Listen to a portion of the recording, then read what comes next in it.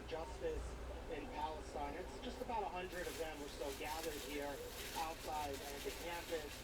They came together, they say, because they were angry over statements that were made by the college president in support of Israel. And so they wanted to gather here, they say, to show their support for Palestine, and they're against what's happening. You can see some of the signs here.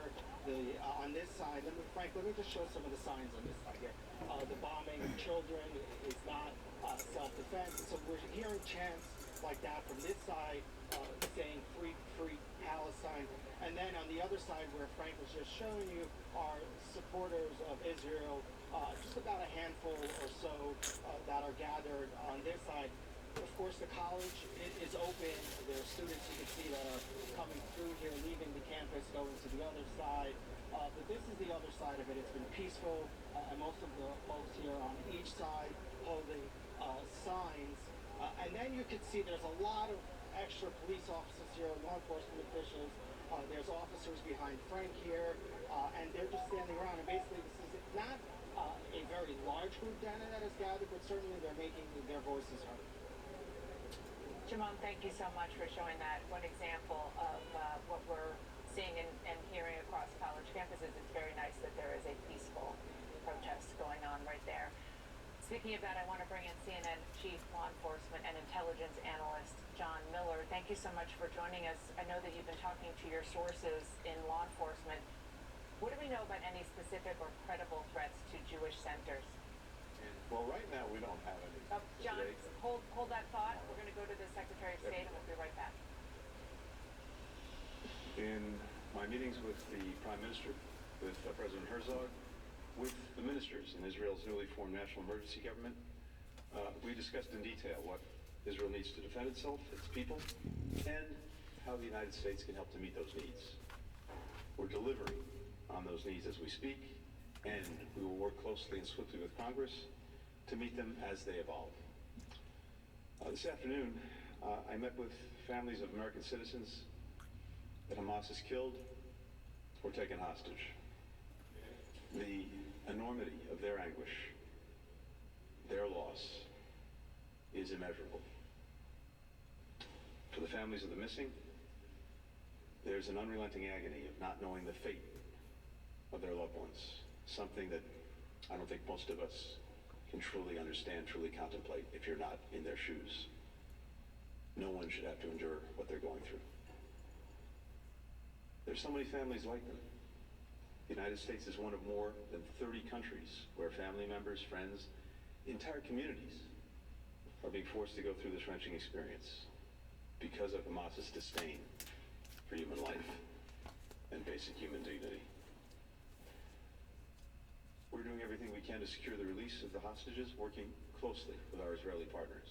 I brought with me to Israel our Deputy Special Representative for Hostage Affairs, Steve Gillen, who joined my meetings with the families and will stay on the ground here to support the efforts to free their loved ones. I also had a chance to see up close the genuinely inspiring solidarity of the Israeli people in the wake of Hamas's attacks. When I visited one of the many sites where citizens have swiftly organized efforts to collect, to sort, to distribute donations to those in need, including many families who've been displaced from the south. I had a chance to meet with some of the volunteers, several of them dual U.S.-Israeli citizens. One young couple told me how they narrowly escaped with their own lives when Hamas terrorists attacked the Supernova Music Festival. They told me about their friends who were not fortunate, who were killed at that festival. Others taken hostage or still missing. In our time here in Israel, everywhere we've gone, we've met people who've been touched in one way or another by Hamas's bloody hand. A loved one, a friend, a classmate, a neighbor, a colleague, killed, maimed, missing. We encountered a nation knit together by grief, but also a nation united in resolve. The United States shares that resolve. We stand shoulder to shoulder with the people of Israel. From here, I'll go on to Jordan, where I'll meet with His Majesty King Abdullah and with Palestinian Authority President Abbas. And then over the coming days, we'll visit with leaders in Saudi Arabia, the United Arab Emirates, Egypt, and Qatar. Across each of these engagements, we'll continue pressing countries to help prevent the conflict from spreading and to use our leverage with Hamas to immediately and unconditionally release the hostages. We'll also discuss how we can continue to make real our affirmative vision for a region that's more peaceful, more prosperous, more secure, more integrated. And in fact, that is the choice. And the choice in some ways has been made even more stark by the actions of Hamas on Saturday. One path forward is a region that comes together, integrated, normalized relations among its countries, people working in common purpose, to common benefit, more peaceful, more stable. Then there's the path that Hamas has shown in stark, clear light. Terror, destruction, nihilism. The choice could not be more clear. We know the choice that we're making, our partners are making. We have work to do to carry it through. In all that I did today, I was supported by an exceptional team here in Israel. It's been doing crucial work in incredibly difficult conditions, led by a remarkable chargé d'affaires, Stephanie Howard. Stephanie's doing an extraordinary job. We also look forward to welcoming our future ambassador, Jack Lew, to Israel.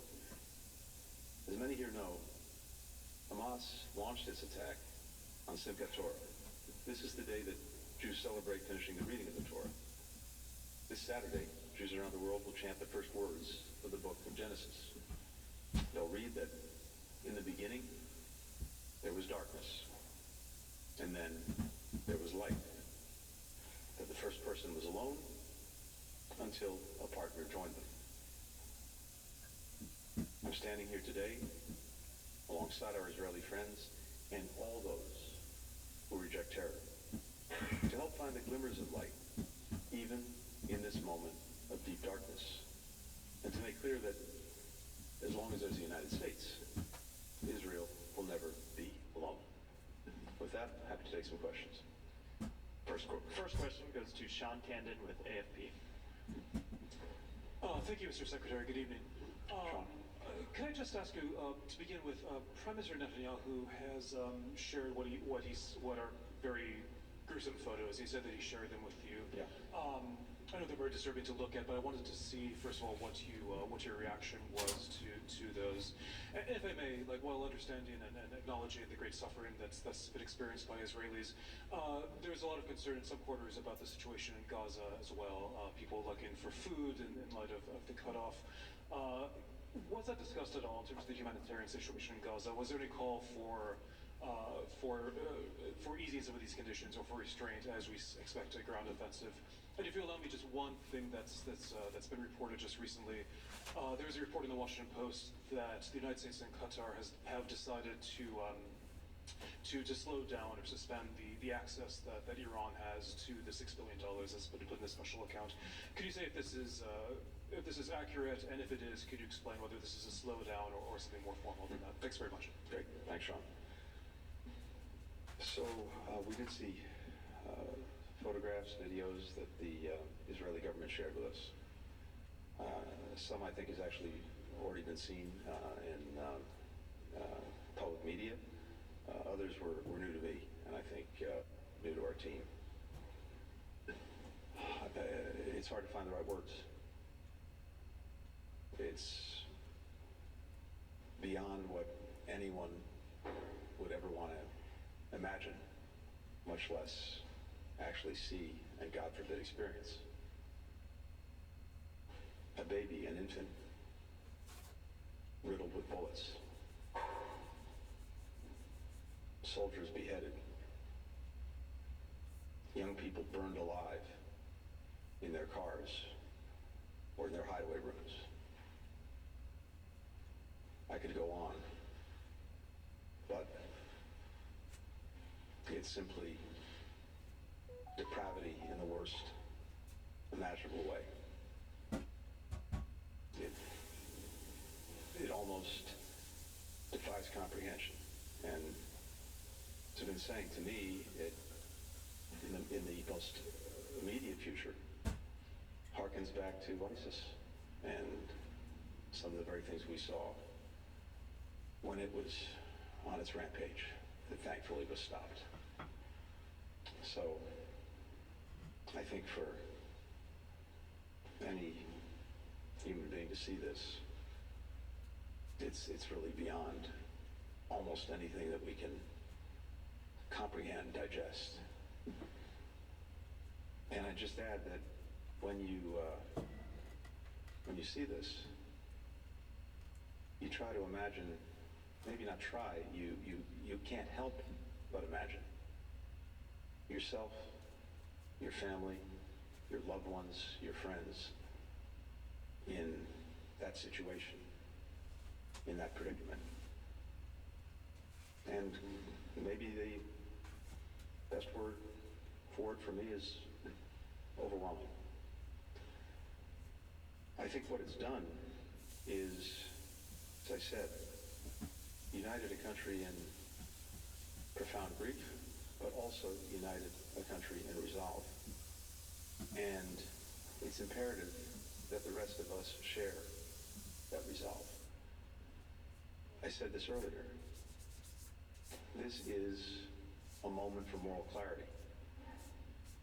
This is a moment where everyone needs to make clear that there is revulsion, disgust, and a determination not to allow this to go forward. So, images are worth 1,000 words. These images may be worth 1,000,000. On the humanitarian situation in Gaza, I think it's first important to remember a fundamental issue that makes this complicated. Hamas continues to use civilians as human shields. Something that's not new, something that they've always done. Intentionally putting civilians in harm's way to protect them, to try to protect themselves, or protect their infrastructure, or protect their weapons. So that's one of the basic facts that Israel has to deal with. And of course, civilians should not be used in any way as the targets of military operations. They are not the target of Israel's operations.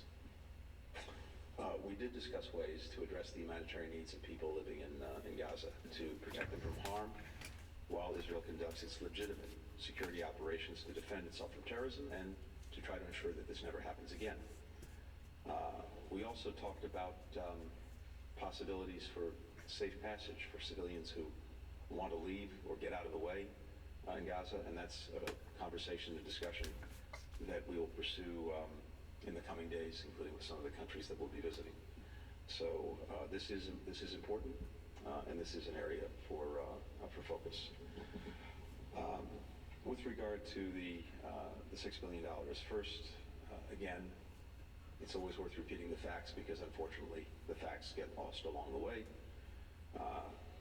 The money that Iran accrued in bank accounts, in this case in South Korea, for the sale of its oil, was done pursuant to an arrangement established by the previous administration, the Trump administration. None of the funds that have now gone to Qatar have actually been spent or accessed in any way by Iran. Indeed, funds from that account are overseen by the Treasury Department, can only be dispensed for humanitarian goods, food, medicine, medical equipment, and never touch Iranian hands. We have strict oversight of the funds, and we retain the right to freeze them. Next question goes to Gil Tamery with Channel 13. Mr. Secretary, thank you very much. Gil Tamery, Channel 13 as well. The President compared rightfully Hamas' horrendous massacre to ISIS. Can you provide assurance to Israel that the Biden administration until achieved, regardless of how long it may take. And with your permission, second question, if Hezbollah opens a second front in the north, can we expect that if needed, the U.S. will use its military assets in the region to fight against Hezbollah together with the IDF? Okay. Thank you. With regard to the first question, the President's been very clear. I've been very clear. We stand with Israel. We stand with Israel in its determination to defend its people, defend its country. We stand with Israel in its determination to do everything possible to ensure that what happened on Saturday never happens again. And in that determination, we are, of course, as you know, providing assistance as requested by Israel for its efforts. That will continue. And we're working closely with Congress to make sure that Israel has what it needs to do what it must. With regard to the second front, as I mentioned earlier, it's our determination and that of Israel as well, that there not be a second front or a third front. And we are working as hard as we can, working with other partners in the region to try to ensure that that's the case. The President has also been very clear, President Biden. He's been very clear that no one, state or non-state actor, should try to take advantage of this moment. And he's backed up that warning with the deployment of our largest carrier group, the Gerald R. Ford, as well as, again, making sure that Israel has what it needs and that we also have appropriate assets in place. Beyond that, I'm not going to speculate on future events. For the next question, Ed Wong with the New York Times.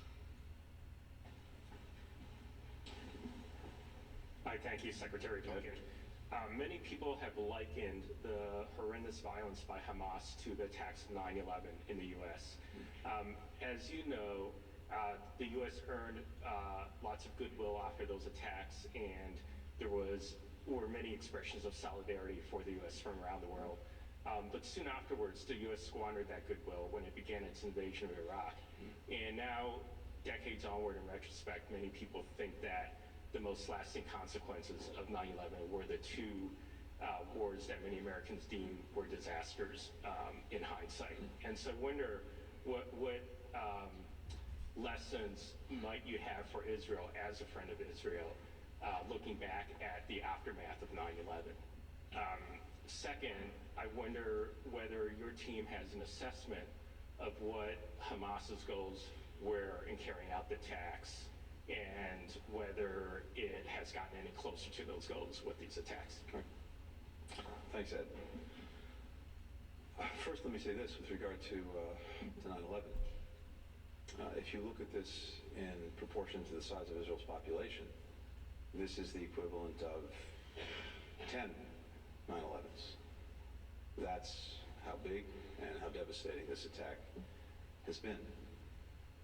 And of course, each of these situations is very different. And it's important to keep that in mind. Of course, we're always trying to draw the lessons from past experience, as they may or may not be applicable to what we or our partners are doing now.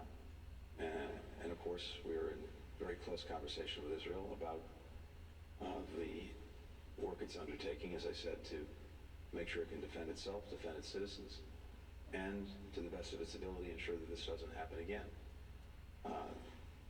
Those are the objectives.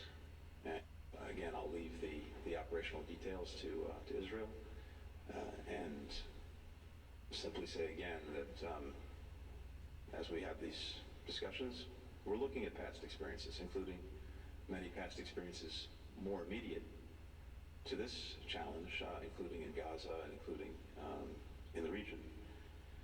With regard to the goals of Hamas, I think that is a question mostly on which I could speculate, but not give you any kind of clear, definitive answer.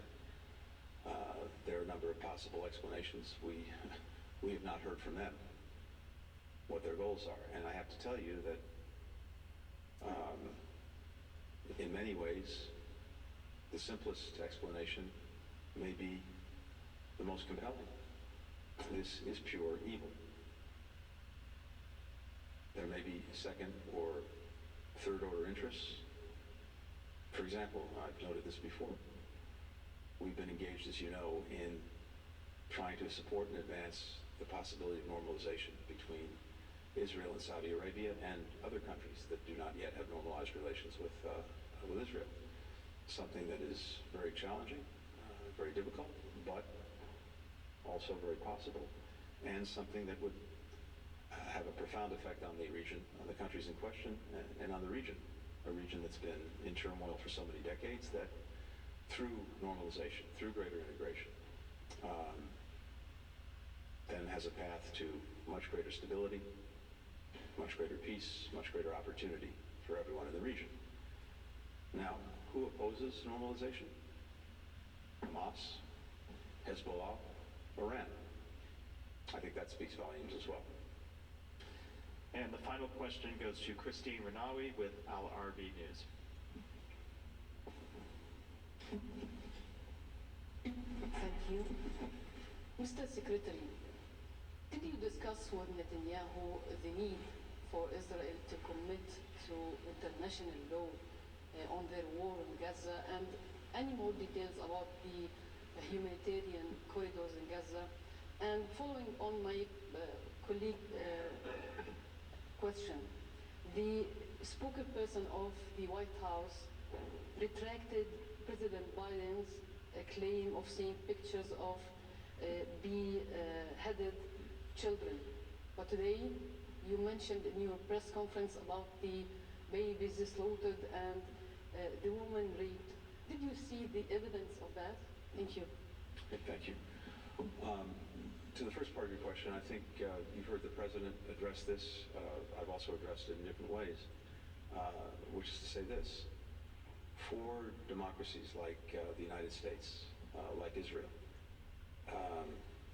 it's vitally important that we respect and follow international law, humanitarian law, the law of war as applicable, and it's a standard that we hold ourselves to, and it's a standard that we look to, including if and when we fall short of it.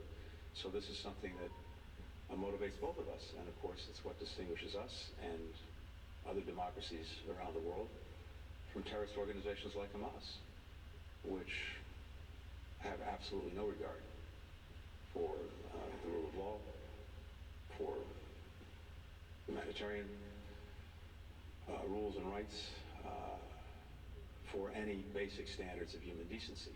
On the contrary, as we were discussing just a few minutes ago, they quite literally and deliberately target civilians, and not just target civilians, target them in the most inhumane ways possible, and at the same time use them as human shields. So that's a profound distinction between our countries and a group like Hamas. When it comes to the photographs, the videos, I described what I saw today. That doesn't mean it's the entire universe. We had an opportunity to see some of the photographs and videos. Unfortunately, there are many, many, many others. And every day, the world is seeing new evidence of the depravity and the inhumanity of Hamas. Depravity and inhumanity directed at babies, at small children, at young adults, at elderly people, at people with disabilities. The list goes on. And on a basic human level, how anyone cannot be revolted and cannot reject what they've seen, what the world has seen, it's beyond me. Thank you. Thank you all. You've been listening to the U.S. Secretary of State, Antony Blinken, speaking and answering questions from reporters during his trip to Israel, speaking there in very, very stark terms, meeting the moment of a very stark situation, saying this is pure evil. That was probably the headline quote out of the discussion that he just had here when he was asked about the motivation of Hamas. And his answer was it's probably the most compelling answer, that this is pure evil, but then also said perhaps it was an attack also to disrupt a pending deal, normalization deal between Israel and Saudi Arabia. In addition to that, he made clear, as he has done both here before he left the United States and in Israel, that the United States stands by Israel, and in particular as to the questions of how aggressive the Israeli response should be given the atrocities, the barbarism that we saw on Saturday. I want to now go to Democratic Congressman Jim Himes. He is standing by on Capitol Hill. I'm sorry to keep you waiting, sir. I know you were able to listen to the Secretary of State. I should tell our viewers you are the ranking member on the House Permanent Select Committee on Intelligence. First, let me just get you on something that the Secretary of State didn't say there, but he's been asked about before, which is the hostages that are American citizen hostages that are still unaccounted for. As somebody who is the beneficiary of the so-called Gang of Eight briefings, you get top secret briefings on intelligence. Is there any information that you are getting that gives you hope about these hostages? Well, Dana, it's still too early to tell. You know, we don't know the identities. There are people who are missing. At some point, you assume that they have probably been taken hostage, so we just don't know enough. What we do know, of course, is that this is going to be a brutal situation. Hamas is not stupid. They will not have concentrated hostages. They will have spread them out. They will probably be underground in ways that are very hard to identify them. You know, the bright spot here is that the United States has mobilized, as the Secretary said, all of our capabilities to do precisely that, to find out where they are, to do all that we can to break them home, whether that's through diplomatic negotiations or ultimately through more kinetic operations. We are not leaving anybody behind. The Israelis, of course, are very, very good at that as well. And look, at the end of the day, Hamas has a choice to make right now.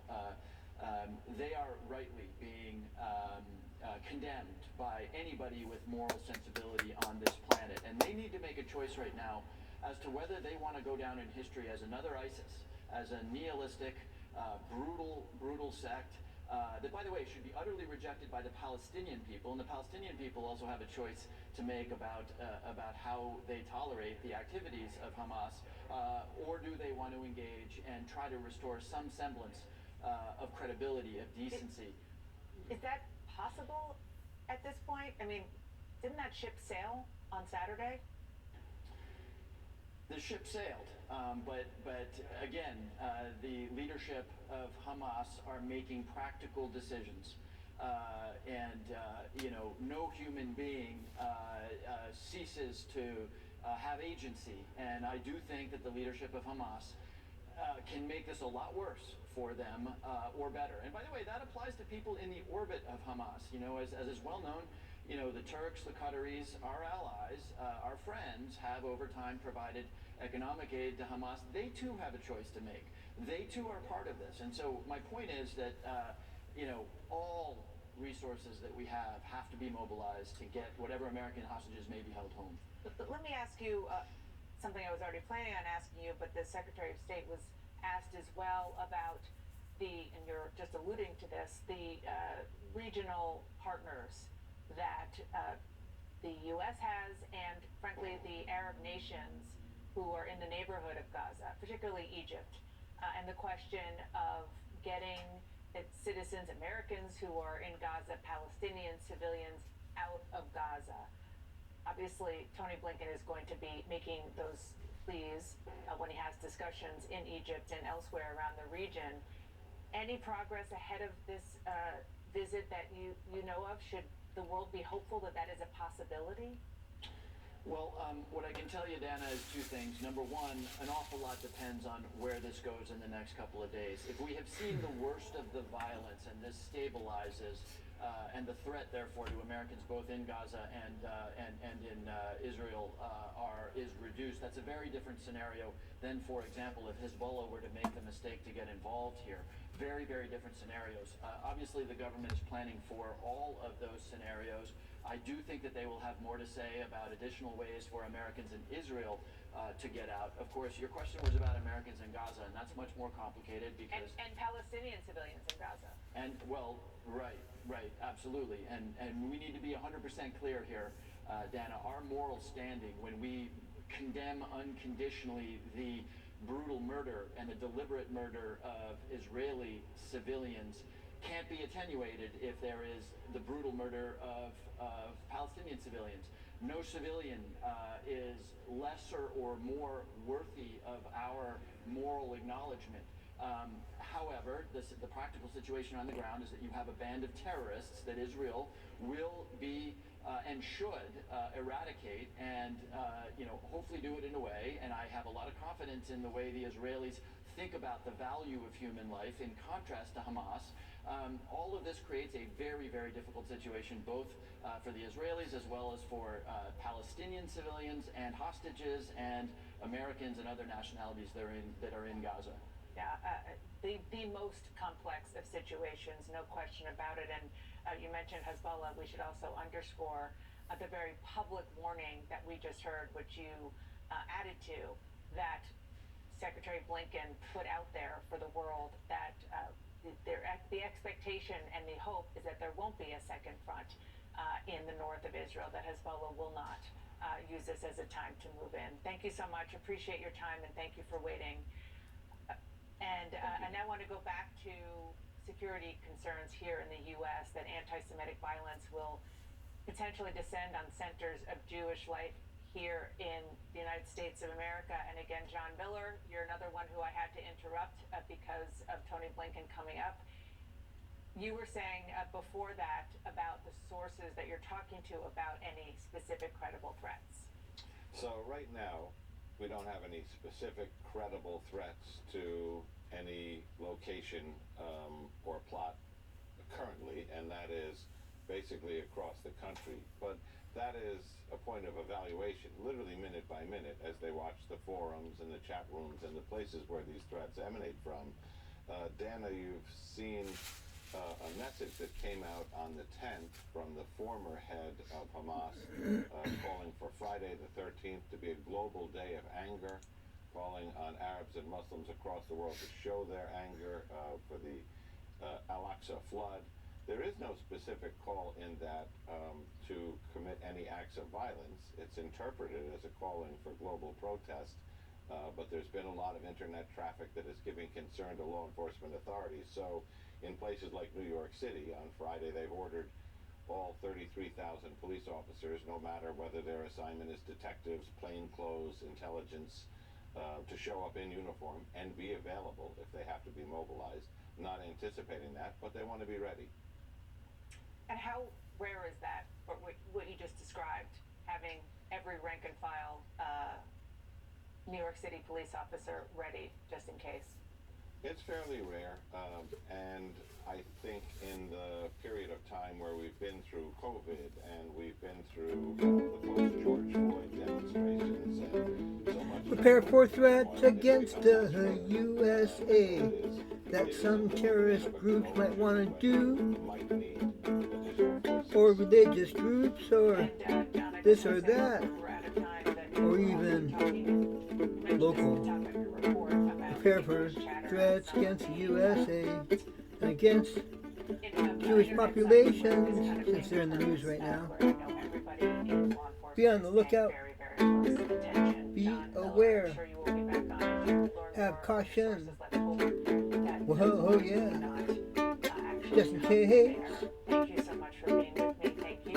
Keep the violence down. Anti-Semitic violence. Yeah, keep it down. Keep it down. Keep it down. Smart Money debit card and digital checking account. It finds payments that could raise your credit score without the debt. Get your new Experian Smart Money account through the Experian app.